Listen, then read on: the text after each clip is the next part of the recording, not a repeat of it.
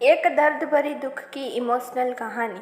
आज हम जीवन में के बारे में बात करने जा रहे हैं। कुछ लोग सोचते हैं कि यह एक सुंदर चीज़ है, जबकि अन्य सोचते हैं कि यह एक अभिशाप है, क्योंकि हम हमेशा एक ही तरीके से चलता है, कभी अच्छा और कभी बुरा। एक गांव में एक वकील रहता था। वह अपनी नौकरी से प्यार करता था, लेकिन उसे जीवन में घटी बुरी चीज़ों से भी निपटना था। तुरंत का विवाह बाबू भद्र प्रताप सिंह से हुआ था।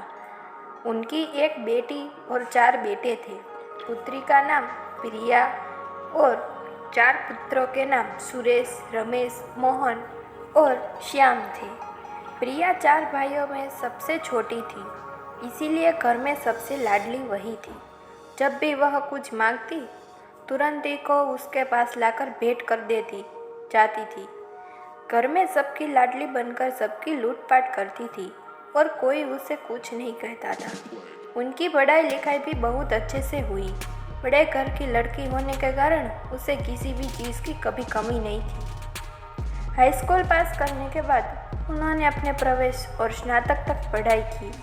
फिर एक दिन उनके लिए एक रिश्ता आया। लड़का अच्छा था और काम भी अच्छा करता था। लड़के का नाम राज था। सो प्रिया ने भी शादी के लिए हाँ कर कुछ ही दिनों में उसकी शादी हो गई। प्रिया अपनी ससुराल चली गई। प्रिया को ससुराल में भी किसी तरह की कोई परेशानी नहीं थी। प्रिया ससुराल में भी रानी की तरह रहती थी। उनकी सलाह के बिना कोई काम नहीं होता था। प्रिया को जल्द ही एक लड़का हुआ। उसका नाम सूरज रखा गया। सूरज परिवार में सभी के चहेते थे।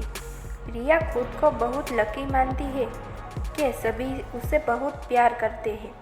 राज, प्रिया और सूरज साथ में ही कहीं जा रहे थे, तब भी उनकी कार का दुर्घटनाग्रस्त हो गया और तीनों घायल हो गए। आखिरकार राज और सूरज ठीक हो गए, लेकिन प्रिया ठीक नहीं हो सकी। दुर्घटना के कारण उसने अपनी दृष्टि और सुनवाई खो दी।